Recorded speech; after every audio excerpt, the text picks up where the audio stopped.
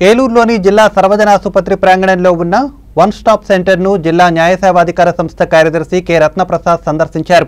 ఈ సందర్భంగా ఆయన మాట్లాడుతూ వన్ స్టాప్ సెంటర్ పనితీరును సమీక్షించేందుకే సందర్శించినట్లు తెలిపారు. సెంటర్లో బాధిత మహిళలకు, బాలలకు కౌన్సిలింగ్ నిర్వహించి వారికి ఆసరా కల్పించడం జరుగుతుందన్నారు. వివిధ రూపాల్లో 427 మందికి సహాయం చేసినట్లు తెలిపారు. కార్యక్రమంలో one stop centre admin Nirmala, న్యాయవాది కృష్ణవేణి తదితరులు పాల్గొన్నారు.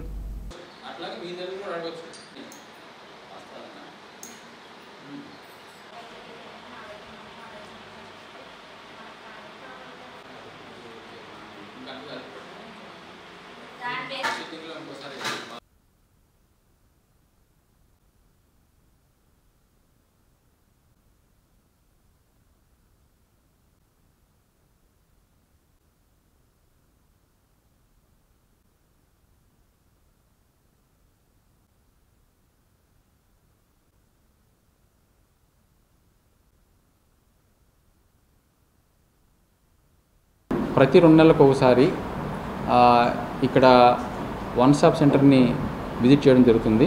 ఆ విజిట్లో భాగంగానే ఇవాళ ఒక కుటుంబానికి అంటే భార్యాభర్తలకి కౌన్సిలింగ్ చేయడం జరిగిందండి. వాళ్ళు మహిళా పోలీస్ స్టేషన్లో కంప్లైంట్ పెట్టింది భార్యాభర్త మీద. వాళ్ళు ఫైనాన్షియల్ క్రైసిస్లో ఉండడం వలన వాళ్ళిద్దరి మధ్య చిన్న చిన్న మనస్పర్ధలు, గొడవలు అయిన కారణంగా ఆవిడ కంప్లైంట్ పెట్టింది భర్త మీద. ఆల్రెడీ ఒకసారి కౌన్సిలింగ్ చేశారు ఈ సెంటర్లో. ఇది 2వసారి కౌన్సిలింగ్ చేశాము. వాళ్ళిద్దరికి సంబంధించి కౌన్సిలింగ్ మాట్లాడడం జరిగింది.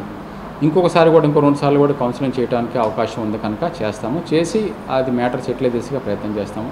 అదేవిధంగా ఈ యొక్క విజిట్లో భాగంగా ఇక్కడ రిజిస్టర్స్ ఈ 2 నెలల నుంచి ఇక్కడ ఎవరెవరికి సౌకర్యం కల్పించారు, ఏ విధమైన కంప్లైంట్స్ వచ్చినాయి అని వెరిఫై చేయడానికి రిజిస్టర్స్ అన్ని తనిఖీ చేసి ఆ వివరాలు కనుక్కోవడానికి ఇవాళ విజిట్ చేయడం జరిగింది.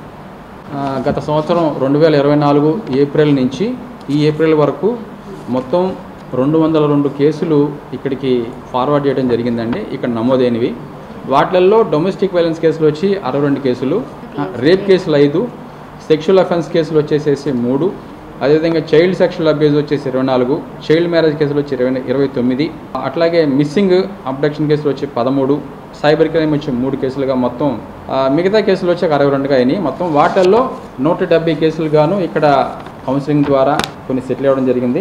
అదేవిధంగా ఈ యొక్క వన్ స్టాప్ సెంటర్ నుంచి సర్వీసెస్ ఏమేమి ప్రొవైడ్ చేయడం జరుగుతుందంటే వాళ్ళకి ఉచితంగా న్యాయ సహాయం చేయడం, అదేవిధంగా వైద్య సౌకర్యం కల్పించడం, అలాగే పోలీసు సౌకర్యం వాళ్ళ సర్వీసెస్ కానీ అనుకోవాలంటే వాళ్ళకి కల్పించడం, అలాగే కొన్ని కౌన్సిలింగ్ సెంటర్స్ కూడా సైకో సోషల్ కౌన్సిలింగ్ సపోర్ట్ కూడా ఇక్కడ నిర్వహించబడుతుంది.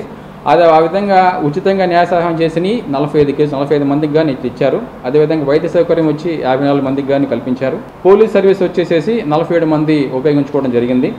అట్లాగే షెల్టర్ సంబంధించి 47 మందికి ఇవ్వడం జరిగింది. సైకో సోషల్ కౌన్సిలింగ్ సపోర్ట్ వచ్చేసి 85 మందికి ఇవ్వడం జరిగిందండి. మొత్తం కూడా 196 మందికి గాను ఈ విధంగా సర్వీసెస్ రావడం జరిగింది.